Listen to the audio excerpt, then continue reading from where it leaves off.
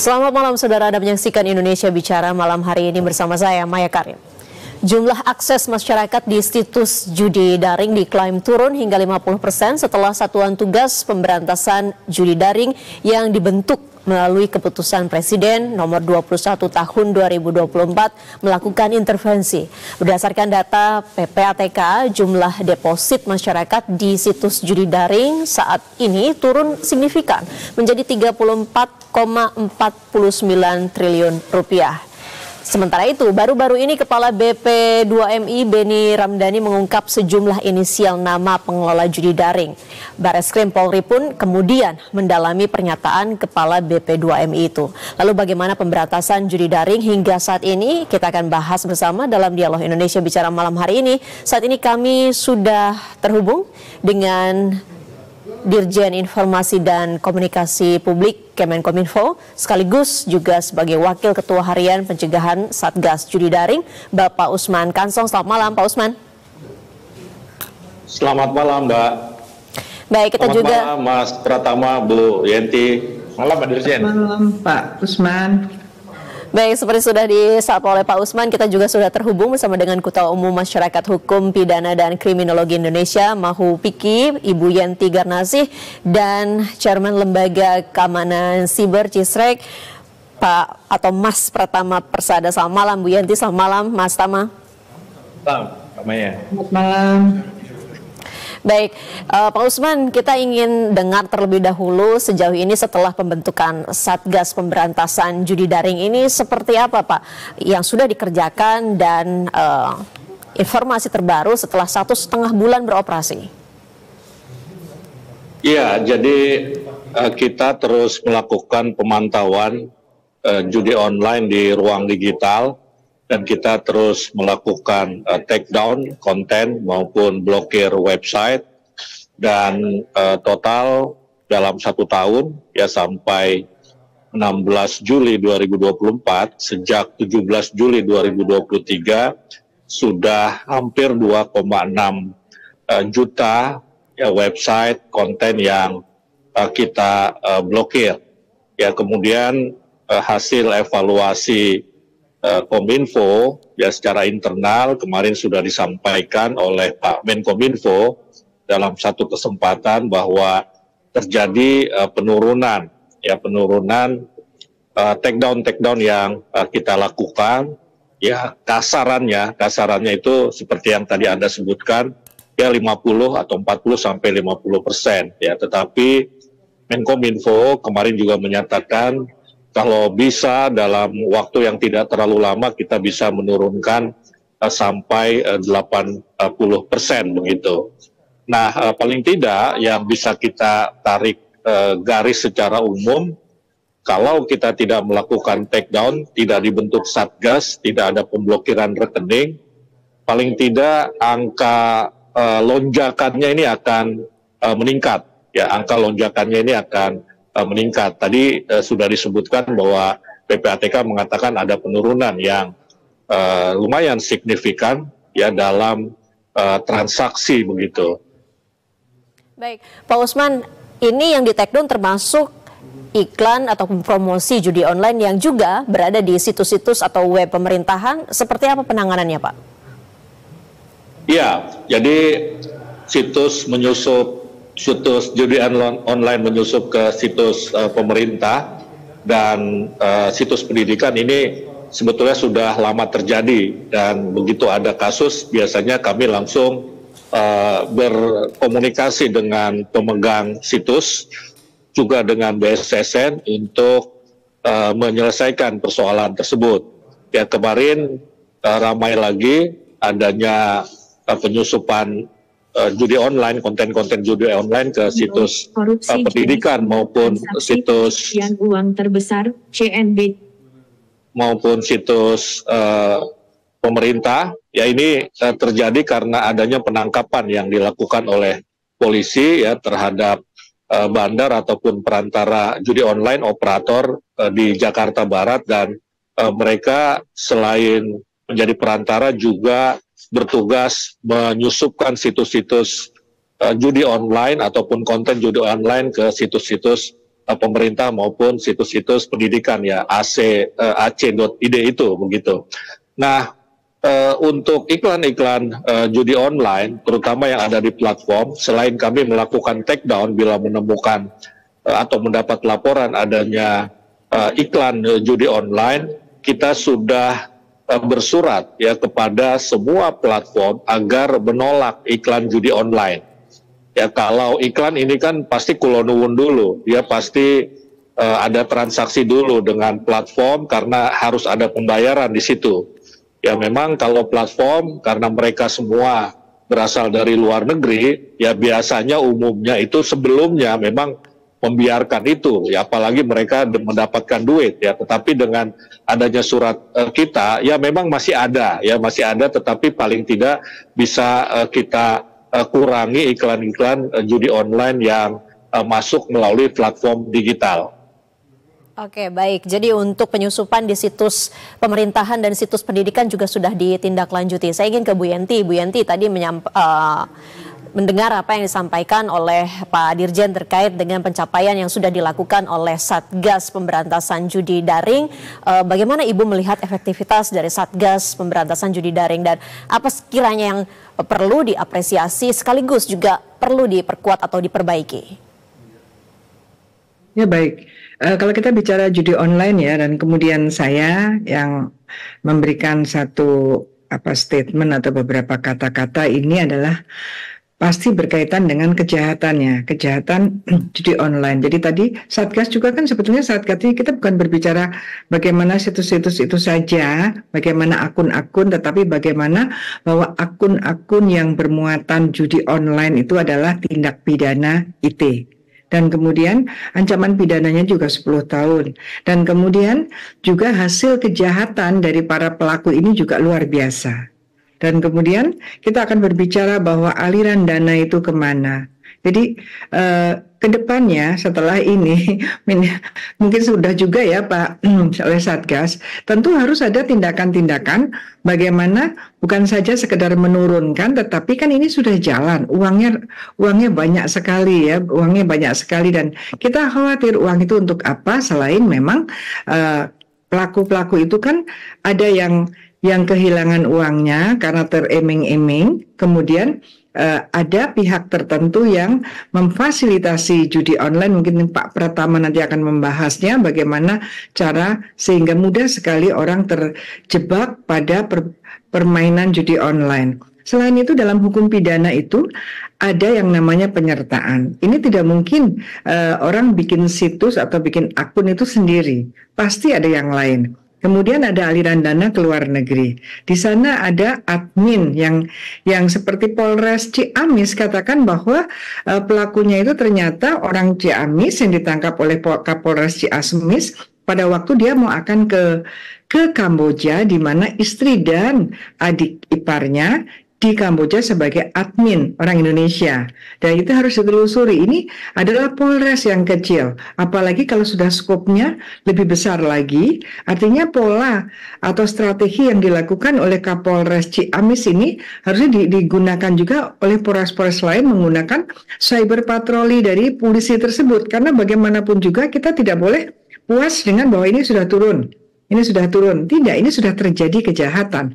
Maka harus dicari pelaku kejahatannya, yang antara lain yang paling menjerakan adalah menelusuri uang itu kemana, kemudian menarik kembali. Ini adalah tindak pidana pencucian uang. Itu sangat jelas. Jadi judi online itu adalah ilegal, itu tindak pidana. Ketika menghasilkan uang, itu uang hasil tindak pidana. Ketika uang itu mengalir, itu berarti sudah ada tindak pidana pencucian uang. Jadi mau tidak mau dan harus itu menggunakan tindak pidana pencucian uang untuk merampas kembali keuntungan yang diperoleh terutama oleh mafia-mafianya, bandar-bandar atau bandarnya bandar yang ada di dimanapun dia. Dengan adanya IT nanti ada Pak Pratama, kemudian ada Pak Dirjen, tentu cyberspace yang digunakan untuk melakukan cybercrime ini bisa dilakukan penelusuran, apalagi dengan PPATK. kita Indonesia sudah masuk Financial Action Task Force, sehingga kerjasama internasional untuk menelusuri uang hasil kejahatannya di Indonesia. Jadi uang hasil kejahatan yang lari ke luar negeri itu penegak hukum Indonesia, APH Indonesia yang paling berkepentingan untuk mengejarnya. Itu yang kita harapkan untuk bisa menjerakan pelakunya dan juga pada akhirnya mencegah orang-orang juga menjadi pelaku karena ikut bermain judi online karena diiming-iming. Itu sementara seperti itu, Mbak. Baik, tidak hanya puas dengan turunnya angka ataupun akses terhadap judi online, tapi juga harus terus mengejar aliran dana hingga tadi menemukan bandar dari bandarnya, begitu ya, dari Bu Yanti. Saya ingin ke Mas Pratama. Mas Pratama, tadi kan kita ketahui bersama bahwa klaim Menkominfo adalah akses judi online ini turun 50%, begitu. Dengan angka itu kita sudah boleh lega kah untuk sementara ini atau bagaimana, Mas?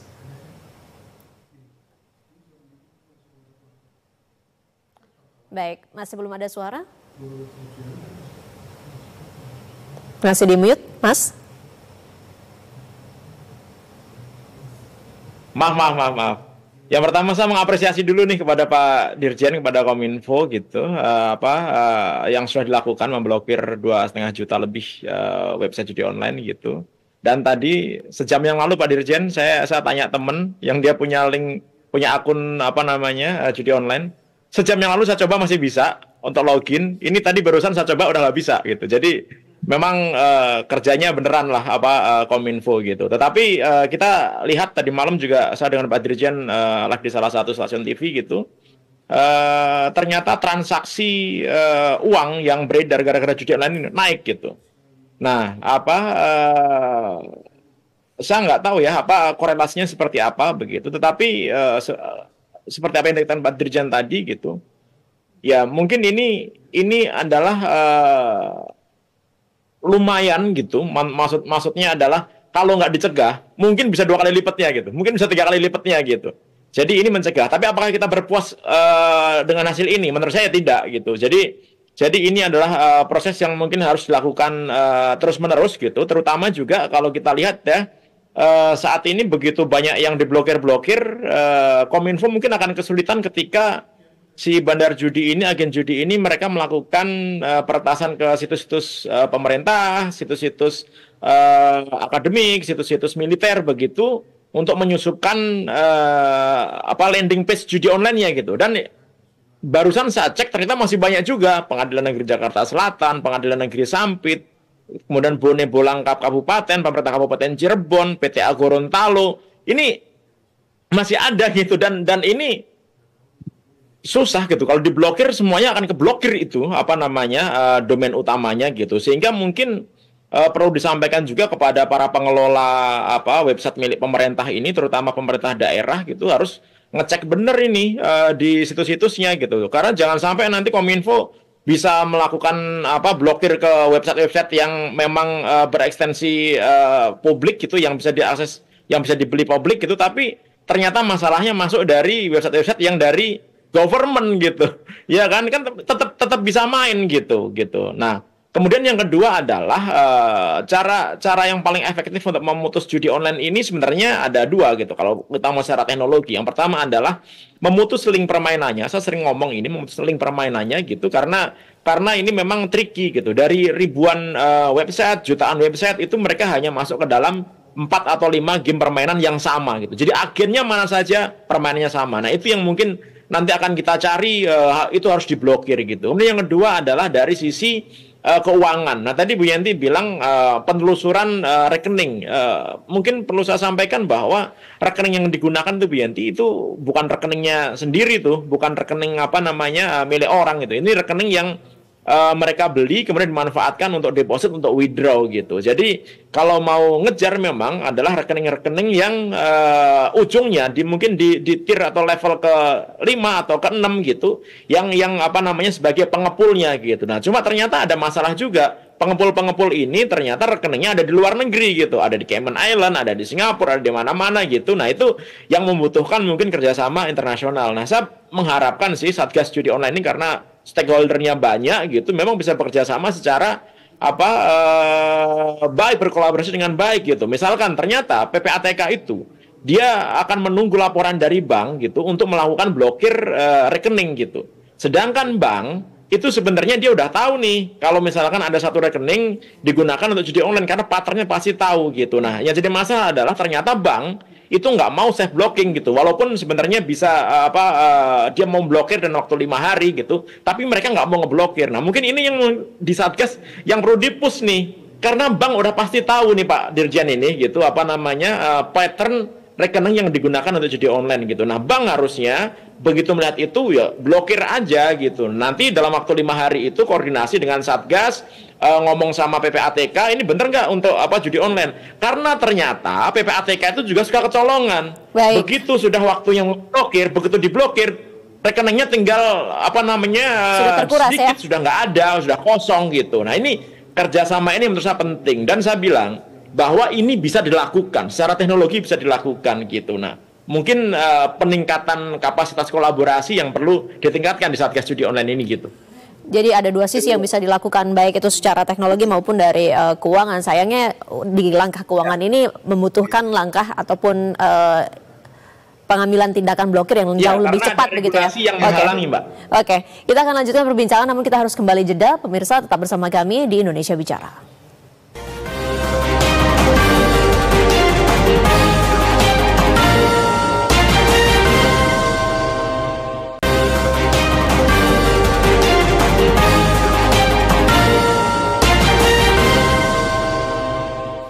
Anda kembali lagi bersama kami Indonesia Bicara, penanggulangan judi daring.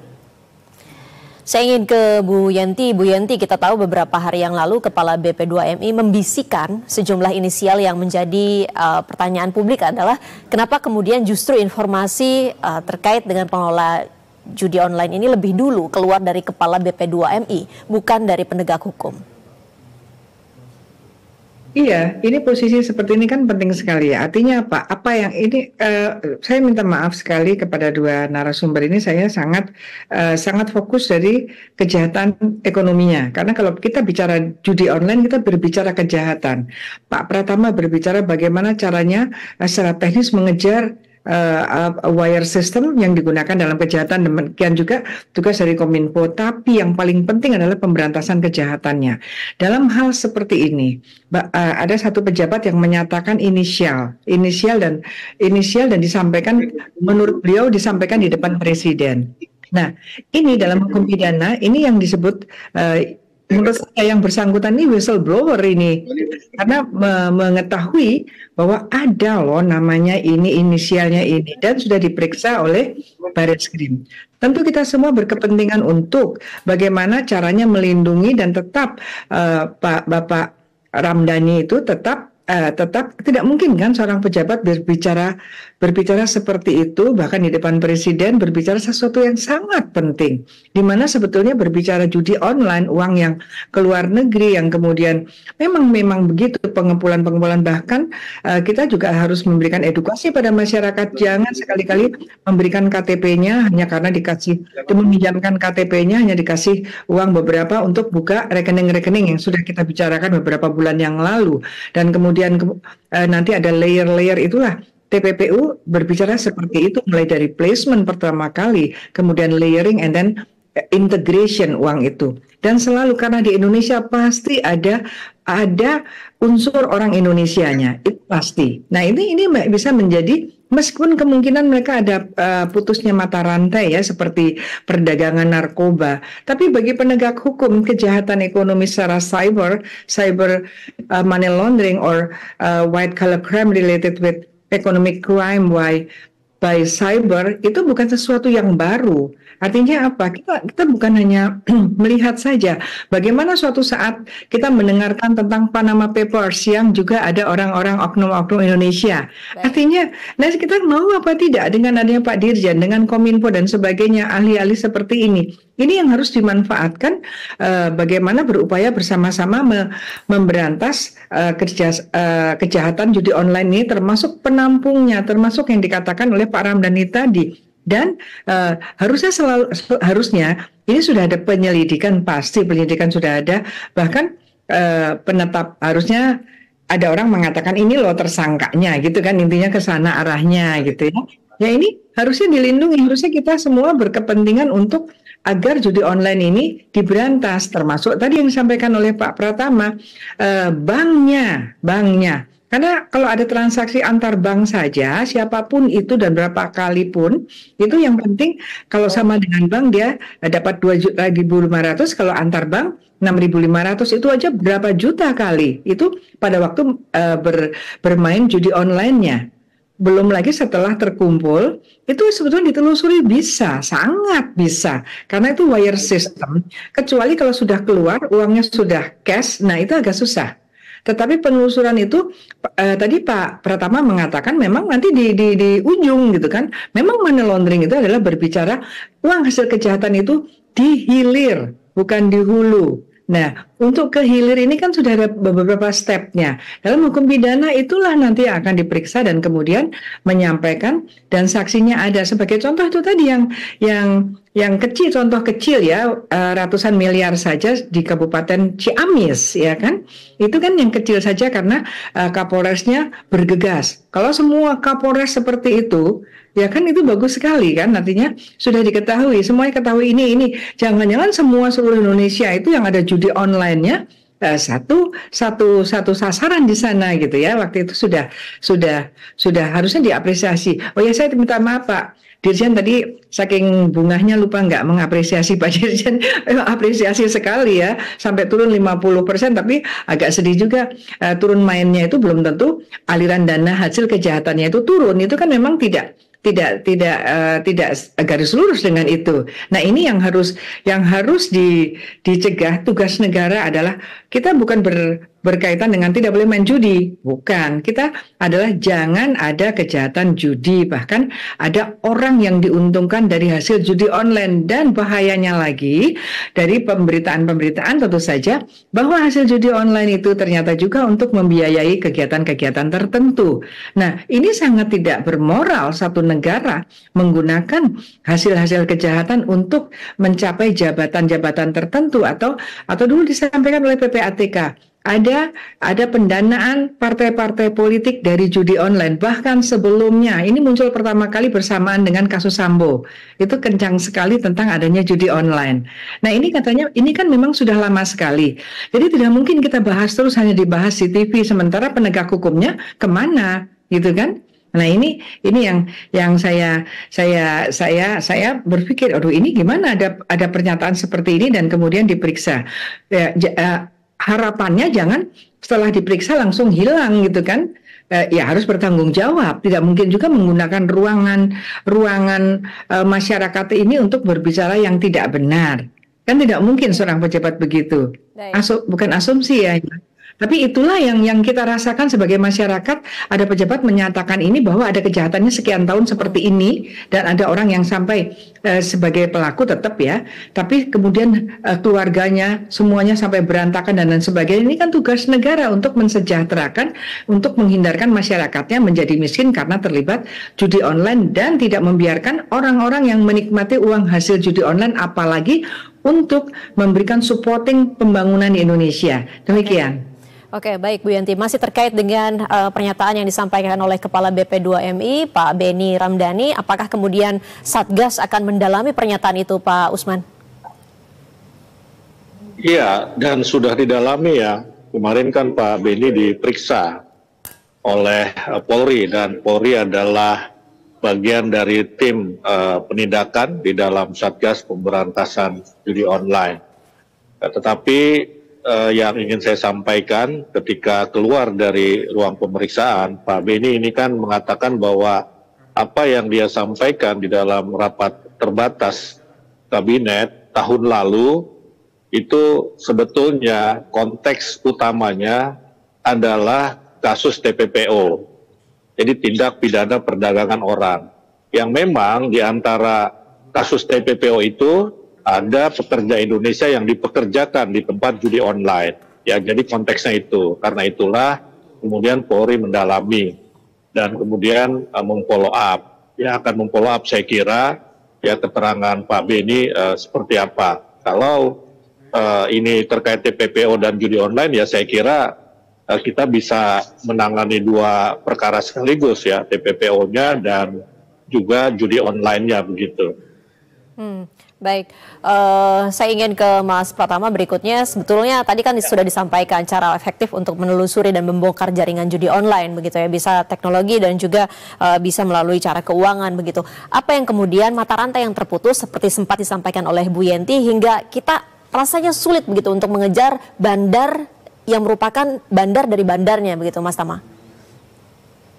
Iya, mungkin yang pertama saya mengomentari dulu tadi yang pertanyaan pertama bahwa ketika kita menyebutkan satu aktor gitu, kemudian kita bilang itu inisial, ini kan bikin heboh nih, se-Indonesia nih gitu. Baik. Bahkan Pak Menkominfo juga menyatakan berapa Pak Dirjen lima orang ya, bandarnya ada 5 orang gitu. Ini kan bikin heboh gitu. Sedangkan informasi tidak disampaikan dengan benar. Hati-hati karena apa? Kita punya undang-undang ITE itu pasal 28 ayat 3.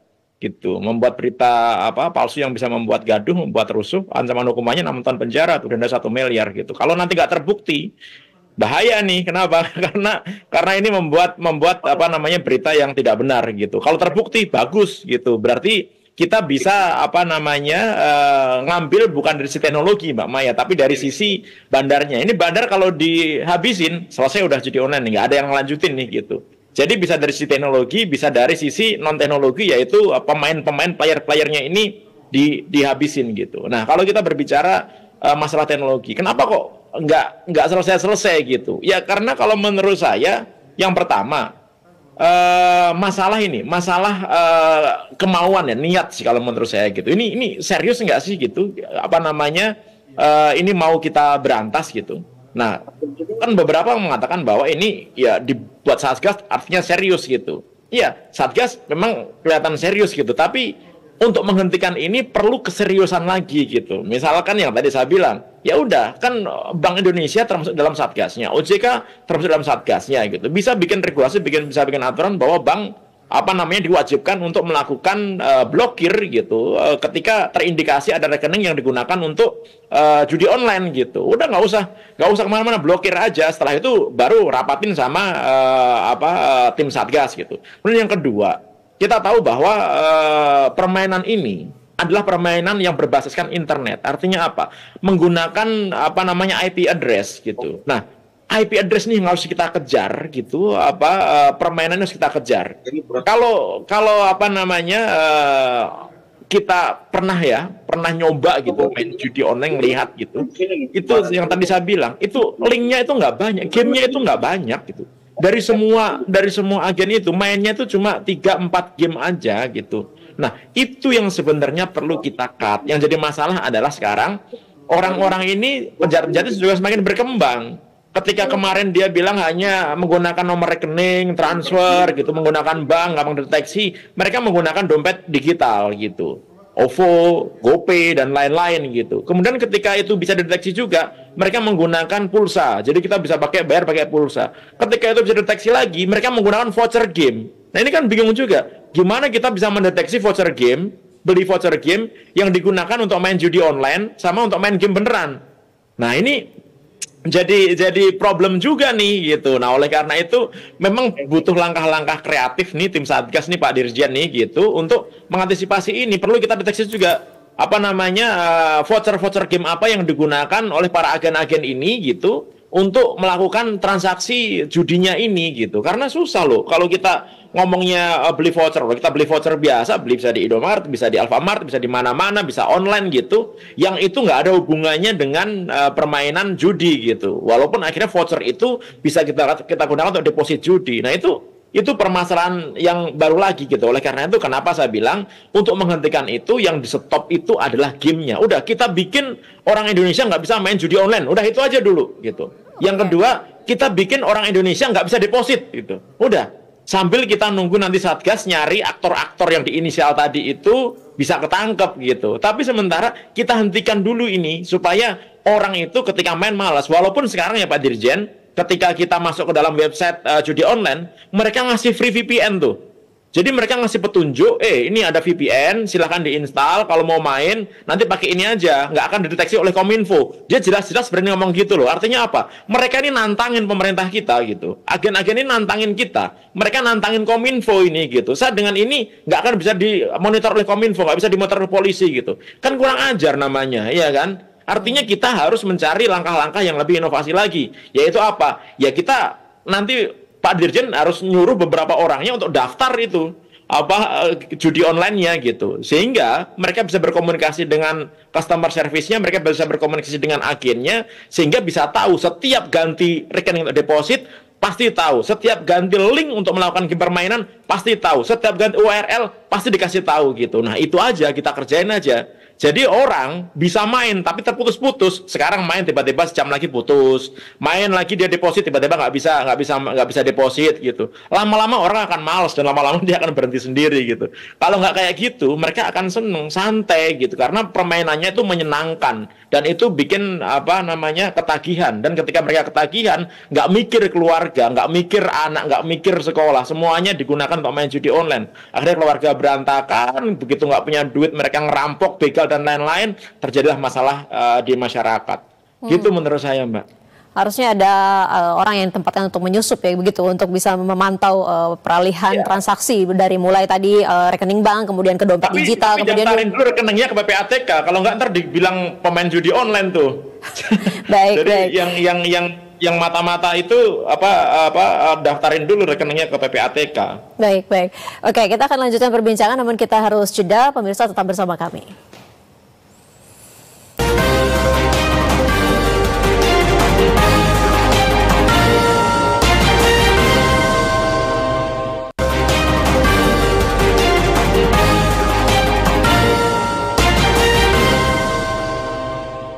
Ya, Anda kembali lagi bersama kami, Indonesia Bicara. Kita lanjutkan pembahasan penanggulangan judi daring. Kami masih tersambung bersama dengan Dirjen IKP Kemkominfo, Pak Usman Kansong, kemudian Ketua Masyarakat Hukum Pidana dan Kriminologi Indonesia, Bu Yenti Garnasih, dan Chairman Lembaga Riset Keamanan Siber Cistrek, Mas Pratama Persada. Saya ingin ke Pak Dirjen. Pak Dirjen, terkait apa yang tadi disampaikan oleh Mas Pratama, ada perubahan pola yang dilakukan terkait dengan transaksi, mulai dari rekening bank, kemudian berubah ke dompet digital, ke pulsa, hingga kemudian ke voucher games.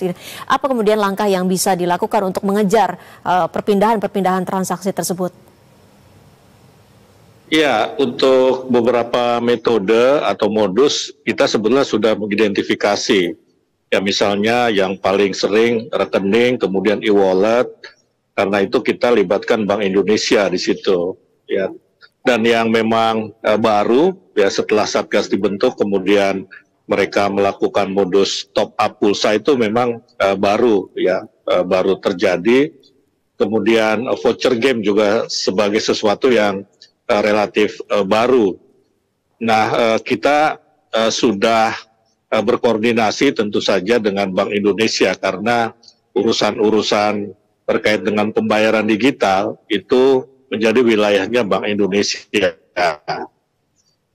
Untuk e-wallet sebetulnya kita sudah melakukan pemblokiran 500 rekening e-wallet. Ya, e-wallet. Kemudian kalau rekening yang konvensional begitu, itu sudah 6.000 lebih yang kita blokir. Nah, untuk top up pulsa, kita ini sudah berbicara dengan biasanya top up pulsa itu ya kalau dia lewat ATM atau lewat m-banking itu akan mudah terdeteksi dalam arti top up-nya ya, tetapi peruntukannya kan kita belum bisa mengidentifikasi ya, tetapi kita melakukan misalnya banyak yang top up pulsa ini di swalayan begitu ya, di swalayan atau di mart-mart itu.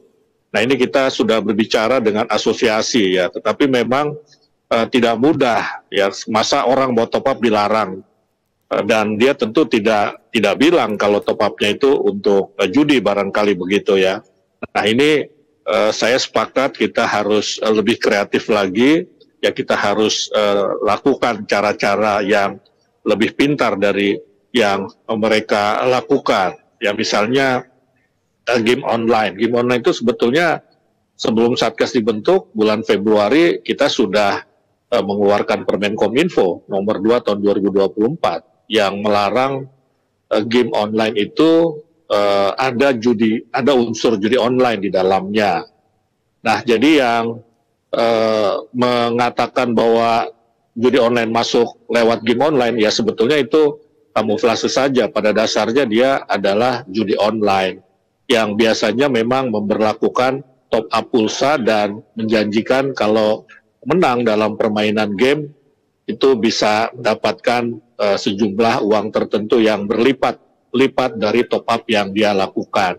Ya tentu kami terus mencari cara-cara ya untuk menguranginya, ya tetapi saya sepakat tadi bagaimana kita memutus akses ke konten judi online ataupun website situs judi online. Ya kalau itu kita putus, ya betul-betul bisa kita putus, maka ya top up itu kan tidak berguna juga, rekening-rekening itu juga kan tidak bisa bekerja begitu. Dan itu yang kita lakukan, ya misalnya kita memutus jaringan internet ya dengan IP address tadi yang disampaikan oleh Pak Pratama dari Kamboja dan dari Davao, Filipina. Nah terkait dengan Filipina ini ada satu kabar baik, mungkin Bu Yenti, Pak Pratama juga sudah membaca. Di Filipina itu ada presidential decree dari Marcos Junior yang melarang judi online overseas ya online gambling dari Tiongkok beroperasi di Filipina. Ini mengurangi secara signifikan judi online yang masuk dari Filipina ke Indonesia. Karena larangan itu, ternyata sebagian besar judi online yang beroperasi di Filipina itu dari Tiongkok. Ya walaupun tentu yang lokal masih ada. Dan ini juga menanggulangi tadi kasus TPPO. Jadi ada 23.000 pekerja asing yang dipekerjakan di tempat judi online perusahaan Cina itu tadi. Dan saya kira banyak yang dari Indonesia. Nah ini kabar baik saya kira begitu. Dan kita juga terus melakukan komunikasi dengan pemerintahan negara-negara tempat bandar ataupun server judi online. Karena itu kita tempatkan Kemlu juga di dalam Satgas begitu. Baik. Selain Filipina yang sudah tadi ada kabar baik dengan dekret begitu yang dikeluarkan oleh presidennya, bagaimana dengan Kamboja, Pak Dirjen?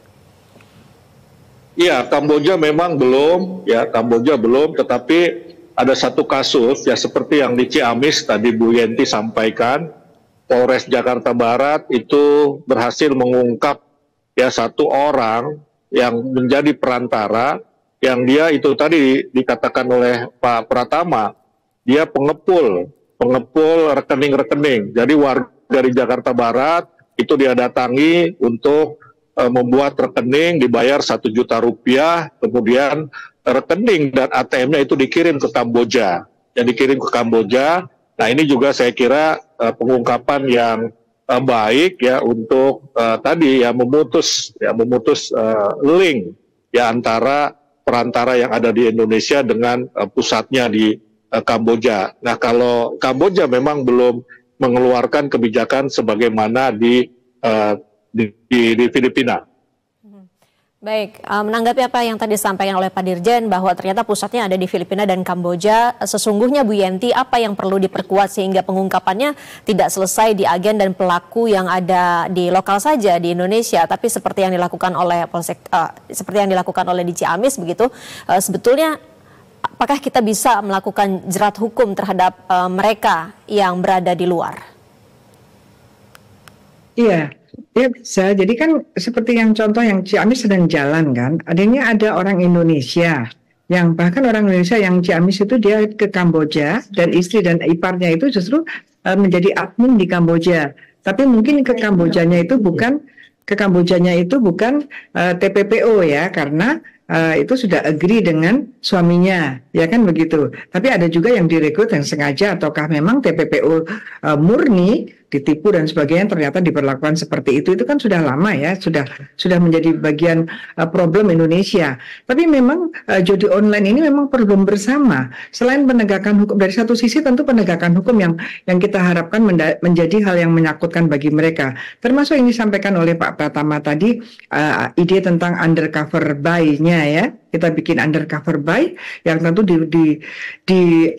dikemas dengan undang-undang sehingga orang-orang yang kemudian mempunyai pura-pura mempunyai rekening dan ikut-ikut main itu sebetulnya adalah bagian dari upaya penegakan hukum untuk apa ya istilahnya semacam OTT lah gitu ya. Itu kan itu emang kita mengenal sekali undercover buy secara internasional. Itu kejahatan-kejahatan yang sangat sulit itu kita menggunakan pengungkapan secara penyamaran. Itu sangat kita kurang ya dalam hal ini karena harus dilindungi oleh undang-undang juga. Karena nanti dia terlibat tapi dia tidak boleh tersentuh karena memang dia bagian dari apa yang dilakukan oleh negara, yaitu melalui aparat penegak hukumnya menyamar sebagai juga pelaku yang untuk mengungkap bahkan terlibat sampai dengan kemudian bisa membuka jaringannya. Salah satu contoh ini kan hampir sama dengan perdagangan ilegal senjata ya Pak ya. Kebetulan kita sama-sama riset ya Pak Pratama. Ternyata bisa gampang sekali karena begitu kita masuk ke grupnya, masuk grup di sana, mereka berbicara dalam grup, baik itu Telegram dan sebagainya, akhirnya tahu siapa itu dan di mana itu juga sama. Artinya bagi penegak hukum, pola-pola seperti ini yang menggunakan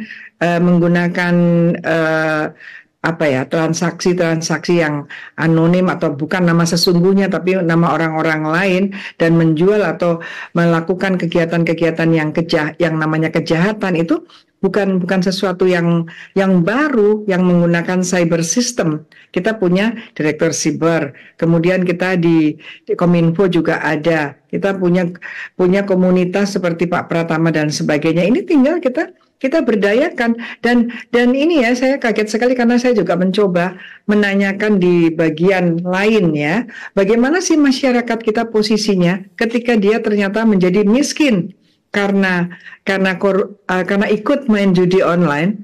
Apa yang disampaikan kepada psikiaternya, dia tidak menyesal. Karena dia memang pada waktu itu senang dan menikmati. Bahkan kalau ada kesempatan dia main lagi. Nah ini adalah pendekatan sosial dan moral. Saya tanya sama dokter, mereka gimana? Oh banyak sekali yang stres ini. Kasihan mereka menyesal. Tidak. Nah ini jadi ada juga tokoh-tokoh sosial, tokoh-tokoh yang berbicara tentang bagaimana kultur sosial Indonesia itu untuk bahwa jangan terlibat judi online. Jangan bermain judi. Tadi Pak Pratama mengatakan tidak ada lagi ruangan cyber yang mengizinkan judi online di Indonesia. Ini hal yang sangat kompleks karena ternyata yang dikatakan terjebak sampai jadi miskin karena judi online dan itu banyak sekali korban sudah dia beli banyak sekali, artinya sampai harta kekayaannya pun berkurang secara signifikan dan kemudian dia bisa berobat ke psikiater, berarti kan dia bukan orang biasa-biasa saja. Ternyata mereka tidak menyesal. Itu mereka hanya mengatakan itu ya memang kesialan, tetapi permainan namanya juga games yang memungkinkan kita dapat uang itu sudah betul-betul kecanduan itu. Seperti candu. Nah ini tentu tokoh-tokoh sosial juga harus berbicara, bukan hanya Kominfo saja atau secara teknis ahli-ahli cyber ini yang berbicara dan penegakan hukum, tapi secara kenegaraan semua daya yang ada dimiliki oleh negara ini harus bersama-sama. Tidak bisa dibiarkan. Saya tidak yakin sekarang turun permainannya, tetapi rekeningnya itunya lebih besar. Ya mungkin yang kecil-kecil mulai takut-takut, tapi kan ini juga bisa musiman. Nanti ini lagi. Jadi supaya tidak musiman lagi, penegakan hukumnya harus jelas-jelas. Yang apa disampaikan oleh Pak Ramdhani tadi, itu pasti ada masalah hukum. Kalau Pak Ramdhaninya memang itu tidak benar dan menyampaikan dan menimbulkan kegaduhan, itu juga ada ancaman pidananya. Kalau yang disampaikan benar, orang itu juga pasti kena ancaman pidana dan pasti melibatkan banyak orang. Ini harus terungkap. Apakah ini memang suatu kebohongan yang membuat kegaduhan? PPATK juga harus berbicara, OJK juga berbicara. Jadi ini semua harus mau menyatakan, karena kadang-kadang PPATK menyatakan bahwa ada 15 bendahara partai politik kemasukan uang ini, tapi sudah itu hilang. Jadi gimana masyarakat untuk percaya bahwa negara ini benar-benar prihatin, benar-benar mau melindungi masyarakatnya yang semakin miskin karena terlibat permainan judi online dan membiarkan orang-orang menikmati hasil kejahatan judi online itu meskipun untuk luar negeri. Bukan sesuatu yang baru. Jadi ini udah sangat lama. Sejak 2020 sudah banyak uang-uang keluar negeri yang baik di Cayman Island, di Panama Papers dan sebagainya. Demikian. Jangan sampai pernyataan ataupun informasi yang keluar adalah sepotong-sepotong, penanganannya juga sepotong-sepotong begitu ya. Saya ingin ke Mas Pratama. Mas Pratama, seperti tadi disampaikan banyak game online yang ternyata pada prakteknya adalah judi begitu dan terlanjur dimainkan oleh tidak hanya orang dewasa tapi juga anak-anak. Apakah ini bagian dari modus atau permainan bandar begitu? Iya, jadi mereka tahu bahwa game yang mereka buat itu menyenangkan begitu. Dan ternyata setelah dimainkan banyak orang yang senang dan nggak bisa pergi gitu. Kemarin PPATK menyatakan ada anak di bawah 10 tahun tuh ada sekitar 400.000 orang yang main. Bayangkan, di bawah 10 tahun nih gitu. Kemudian di antara 10 tahun sampai 20 tahun ada 500.000 lebih orang gitu. Saya pikir memang ini adalah hal yang nggak bisa ditahan gitu. Ketika orang mendapatkan penawaran, kemudian penawarannya menggiurkan, orang pasti pengen main. Nah ini juga di Kementerian Kominfo juga mungkin perlu menertibkan ini Pak Dirjen gitu. Operator-operator harusnya mereka punya filtering bahwa ketika ada penawaran judi online nggak diteruskan ke handphonenya masyarakat. Ini kan kita masih terima, saya aja masih terima hari ini penawaran judi online, deposit 50.000 bisa dapat 1,3 juta gitu. Nah ini juga operator juga perlu tertibkan, jangan mentang-mentang dapat revenue dari SMS gitu, kemudian dianggapnya ya nggak ada laporan biarin aja lah gitu. Nah ini bermasalah kenapa? Karena masyarakat begitu dia kurang duit melihat ada penawaran itu, kemudian dia ngeklik linknya, daftar, udah kejebak dia gitu. Kemudian ada lagi nih yang perlu saya sampaikan Mbak Maya bahwa mungkin perlu melibatkan BSSN dengan sangat intensif. Memang kita lihat BSSN juga termasuk dalam satu satgas gitu. Nah, kenapa saya perlu melibatkan mereka lebih intensif? Jadi kalau misalkan kepolisian ini berhasil nih ya, masuk nggerebek satu agen judi online nih gitu. Nggak usah dipublikasikan. Di situ pasti ada satu komputer yang digunakan untuk connect ke server bandarnya. Pasti ada. Kita udah riset melakukan itu gitu. Artinya apa? Dari komputer itu kita bisa melakukan forensik gitu, digital forensik gitu. Kemana larinya si IP ini gitu. Kemudian kemana transaksinya. Karena transaksinya itu dikontrol menggunakan komputer ini. Jadi mereka ada beberapa komputer yang digunakan untuk penawaran dan lain-lain gitu yang sekarang ini diblokir sama Kominfo. Tapi ada satu komputer private yang digunakan untuk komunikasi dengan bandarnya. Nah itu yang dicari, dikejar gitu. Nah saya nggak tahu ya kemarin ketika kepolisian kita berhasil melakukan penangkapan gitu, apa yang terjadi dengan komputer server tersebut gitu, karena itu adalah alat gitu yang bisa kita gunakan untuk meng-reveal sampai mana ini rekeningnya, kemana nih si agen ini setelah dia mengumpulkan duitnya dikirimkan kemana nih gitu, kemudian dipotongnya itu dipakai untuk siapa, dikirimkan ke siapa gitu. Karena ternyata agen-agen judi ini juga dipotong beberapa persen gitu. Ada yang ngomong 5%, ada yang lebih gitu. Yang katanya dipakai untuk hal-hal pendukung kebijakan, untuk backingan dan lain-lain gitu. Nah, ini kan bisa dicari, dikejar ke sana gitu. Sehingga harusnya aparat hukum mengerti, kemudian keilmuan ini ada di BSSN yang menguasai, sehingga memang harus dilabatkan dengan maksimal gitu, bahwa ini bisa loh dikejar gitu. Kemudian tadi kita berbicara masalah aparat penegak hukum. Dengan teknologi yang dimiliki aparat penegak hukum, bisa polisi itu melakukan tracking, tracing agen-agen ini lagi di mana tuh bisa. CS ini ada di mana tuh bisa gitu. Kalau ketangkep satu customer service, itu pasti dia bisa tahu siapa agennya dia, di mana lokasinya, servernya ditaruh di mana gitu. Memang agen-agen ini ada yang dalam negeri, ada di luar negeri, jumlahnya ada ribuan gitu. Tapi CS-CS ini sebagian besar itu ada di Indonesia, walaupun sebagian juga ada di luar negeri gitu. Tapi mereka adalah orang Indonesia karena mereka berkomunikasi dengan fasih menggunakan bahasa Indonesia gitu. Nah, ini yang bisa kita kejar. Ya kan Polri juga punya intelijen. Mereka bisa melakukan cara-cara tertentu gitu untuk memancing mereka bisa berkomunikasi yang bisa dilakukan tracing atau tracking gitu. Nah, ini yang menurut saya harus dilakukan. Dan di sisi yang satu Pak Dirjen melakukan pencegahan gitu, di sisi yang lain di penindakan itu juga harus jalan sehingga masyarakat tuh bisa tahu, oh iya, oh apa namanya udah ketangkep nih, oh iya ini apa namanya kita sudah tahu arahnya kemana, oh iya bandarnya ternyata ada di sana gitu. Jadi masyarakat tuh tenang gitu. Plus tadi yang apa namanya kita minta dari Kominfo adalah ini stop dulu nih. Game ini yang penting di stop sehingga orang nggak bisa main. Udah titik itu aja dulu gitu. Sehingga kalau itu nggak bisa main, orang-orang nggak akan deposit, dia nggak akan berusaha untuk apa nyari-nyari dan lain-lain gitu. Plus nanti kita cari jalan gimana caranya supaya VPN yang diberikan gratis oleh para agen-agen judi ini gitu bisa kita deteksi Pak Dirjen gitu. Mungkin dengan apa namanya filtering konten dan lain-lain begitu, ada beberapa teknologi yang bisa digunakan. Menurut saya gitu, Mbak. Ada aliran dana ke backingan dan juga tadi disampaikan kalau misalkan ada penangkapan jangan langsung dirilis begitu ya informasinya supaya bisa mengejar kemana aliran dana dari judi online ini. Terakhir ke Pak Usman. Pak Usman, kita tahu bahwa angka judi online usia anak-anak juga fantastis, nilainya juga cukup besar begitu. Bagaimana sosialisasi untuk usia anak ini khususnya kepada orang tuanya supaya mereka bisa memahami game online yang ternyata terafiliasi dengan judi online? Iya, jadi data anak-anak bermain judi online, baik jumlah maupun jumlah anak ini maupun jumlah rekeningnya ini kan kita dapatkan dari transaksi di rekening atau melalui rekening. Nah ini sudah diserahkan kepada Polri. Tentu kita harus telusuri apakah itu betul anak-anak ataukah anak-anak yang dicatut namanya untuk membuat rekening. Ini harus kita periksa juga. Ya bisa saja ada orang tua, ini bisa saja ya, ada orang tua yang suka bermain judi online lalu membuatkan rekening buat anaknya, tetapi rekening buat anaknya inilah yang dipakai untuk transaksi. Bisa seperti itu.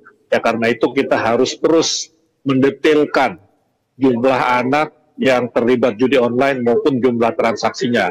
Karena bisa saja itu bukan anak-anak yang main, ya, tetapi orang tua atau orang dewasa yang menyalahgunakan itu tadi. Seperti kasus di Jakarta Barat, bisa saja anak-anak yang disuruh membuat rekening atau namanya digunakan untuk membuat rekening sebetulnya bukan anak-anak itu yang bertransaksi judi online. Nah, tetapi kita terus melakukan sosialisasi. Ya, sosialisasi ini kita lakukan tentu di anak-anak yang usianya sudah bisa menerima sosialisasi, misalnya SMP begitu. Nah, kalau yang di bawah itu tentu orang tuanya yang harus kita edukasi begitu ya, supaya mereka mengawasi. Di tim Satgas ada Kementerian Koordinator Pembangunan Manusia dan Kebudayaan. Kemudian juga ada Kementerian Pemberdayaan Perempuan dan Anak. Kemudian ada Kementerian Sosial yang bisa memberikan konsultasi psikologis ya kepada anak maupun orang dewasa ya agar mereka terbebas dari jeratan ataupun kecanduan judi online. Baik, lalu apakah kedepannya akan memungkinkan begitu menyiapkan rehabilitasi untuk pecandu judi online, Pak Dirjen? Ya, kita siapkan. Ya untuk anak-anak ini apalagi ya. Anak-anak ini kan ya ada undang-undang tentang perlindungan anak, kemudian ini kan istilahnya anak yang bermasalah dengan hukum. Ya, anak bermasalah dengan hukum tentu yang pertama-tama kita lakukan adalah rehabilitasi kepada mereka. Oke, baik. Terima kasih Pak Dirjen IKP Kemkominfo, Pak Usman Kansong, kemudian Ketum Masyarakat Hukum Pidana Kriminologi Indonesia, Bu Yanti Garnasi, serta Chairman Lembaga Riset Keamanan Siber, Krisek, Mas Pratama Persada sudah bergabung di Indonesia Bicara malam hari ini. Tentu kita berharap pemberantasan judi online terus dilakukan sehingga bisa menjamin dari ketenangan masyarakat Indonesia. Terima kasih Bapak Ibu semua, selamat malam, salam sehat.